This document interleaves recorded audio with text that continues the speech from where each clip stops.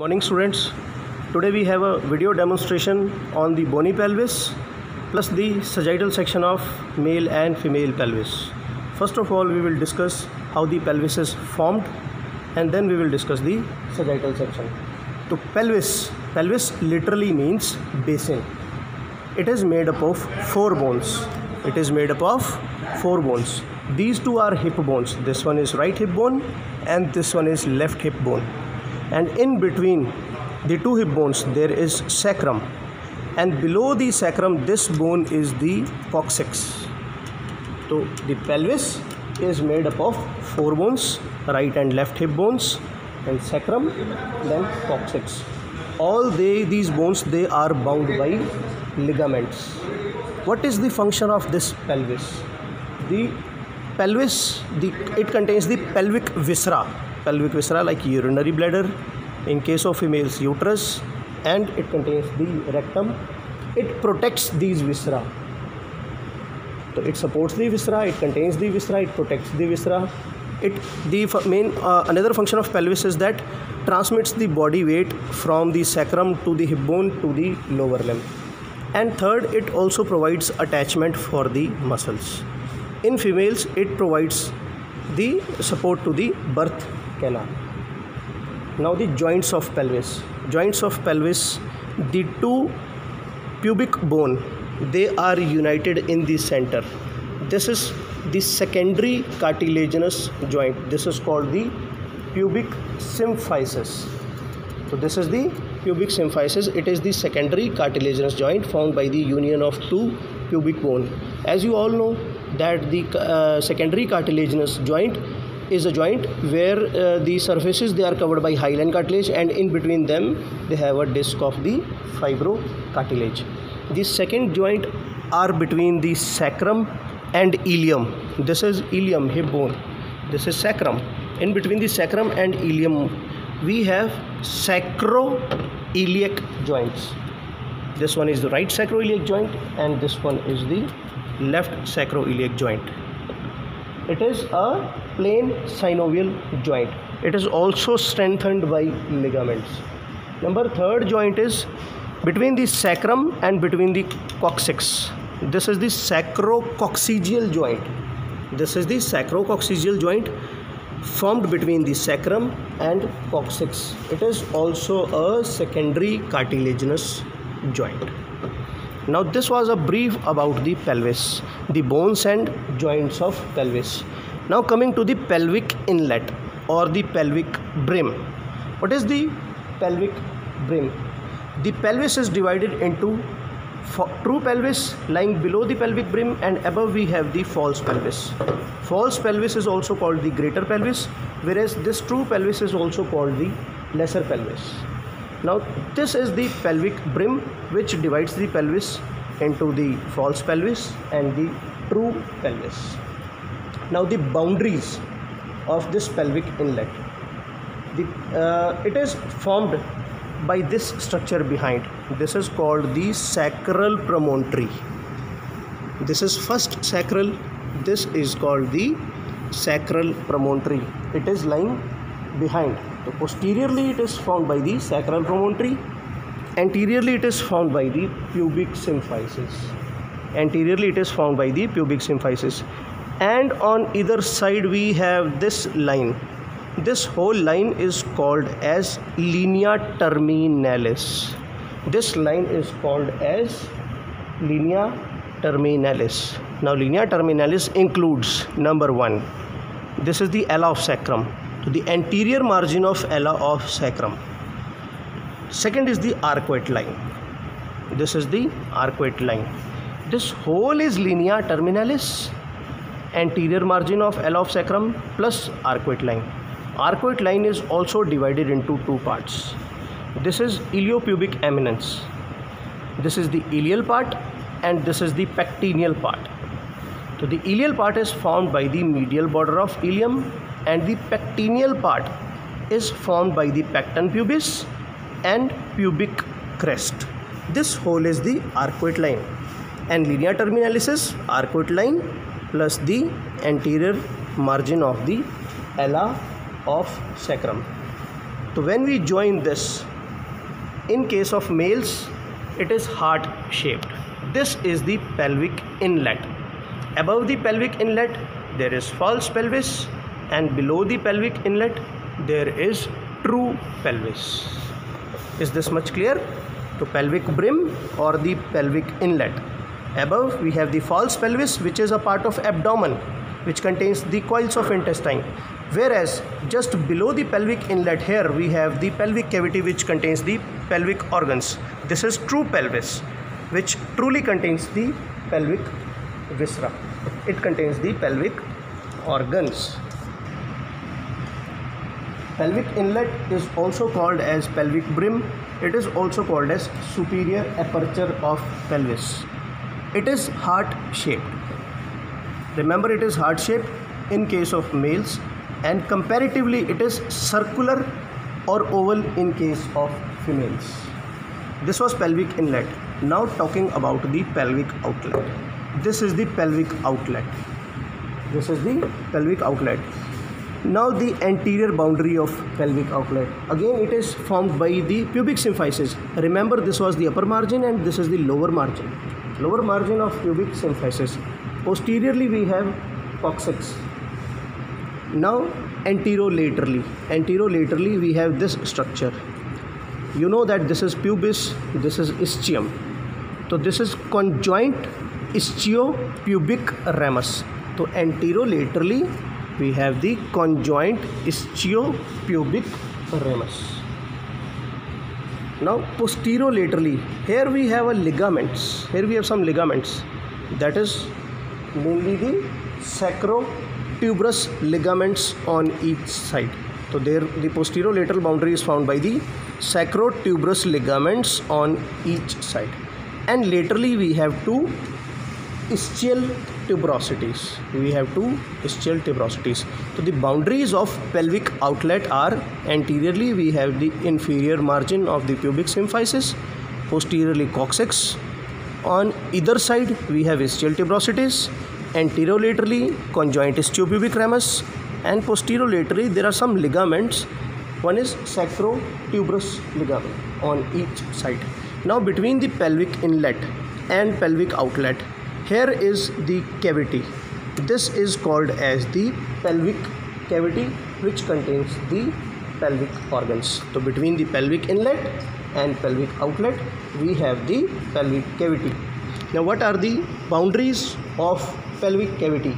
Anteriorly we have the pubic bone.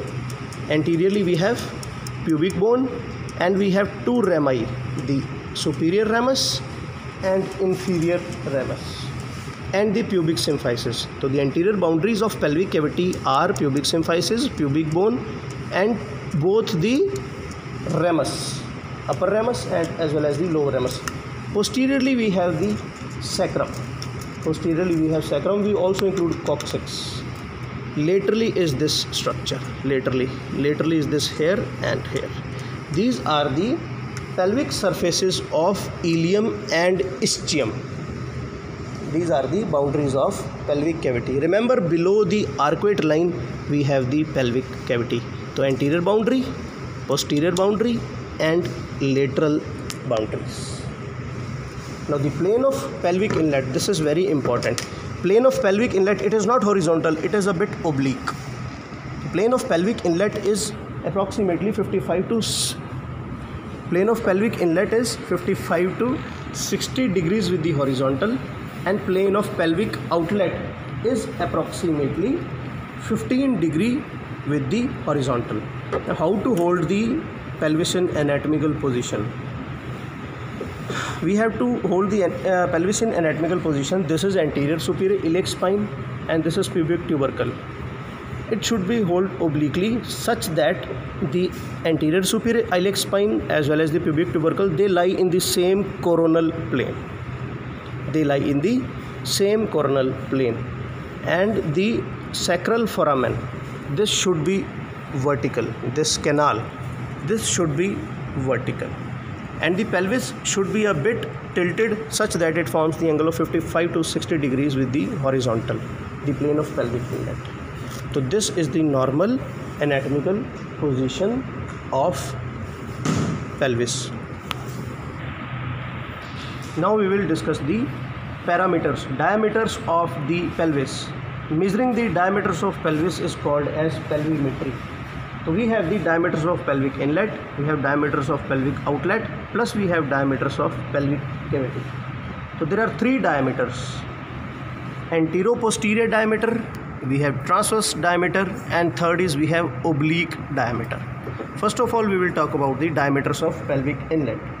Antero-posterior diameter, it extends from midpoint of sacral promontory to the upper margin of pubic symphysis. This is the antero-posterior diameter. What about the transverse diameter? Transverse diameter is the maximum transverse distance. This is called the transverse diameter. Third is the oblique diameter. Oblique diameter of pelvic inlet extends from the sacroiliac joint of one side to the iliopubic eminence of other side. So this is the oblique diameter. Suppose we have to take the oblique diameter. We will consider the sacroiliac joint of left side and the iliopubic eminence of the right side. This is the oblique diameter, here and here. So antero-posterior diameter, transverse diameter, and oblique diameter. So this is the diameter of inlet of pelvis. Then the diameters of the pelvic cavity, mid pelvic cavity. Antero-posterior diameter is found by the mid of the posterior surface of pubic symphysis, midpoint of the posterior surface of the pubic symphysis to the third sacral vertebrae, This is the antero-posterior diameter of the mid pelvic cavity. Oblique diameter, how we will measure the oblique diameter? The lower end of the sacroiliac joint of one side to the midpoint of obturator membrane of the other side. This is the measurement of oblique diameter of the mid pelvic cavity. Third is the transverse diameter. The greatest width measuring transversely is the transverse diameter. Now we will see the diameters of pelvic outlet. Antero-posterior diameter is measured by the lower margin of pubic symphysis to the tip of sacrum. This is the antero-posterior diameter of the pelvic outlet. The oblique diameter extends, here is the sacrotuberous ligament, from the middle of the sacrotuberous ligament to the midpoint of the ischiopubic ramus. Sacrotuberous ligament of one side to the junction of ischiopubic ramus on the other side. Transverse diameter is measured by the diameter between the two ischial tuberosities. So this is the diameters of the pelvic outlet.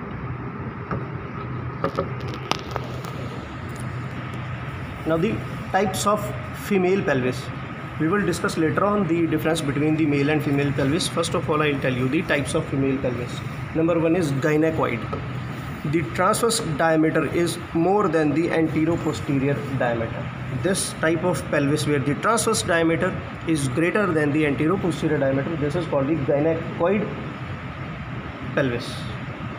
Second is android. Android is male type. Male type means it is heart shape. The pelvis inlet is the heart shape, where the antero-posterior diameter is greater than the transverse diameter. Then we have platyploid pelvis. Platyploid means flat.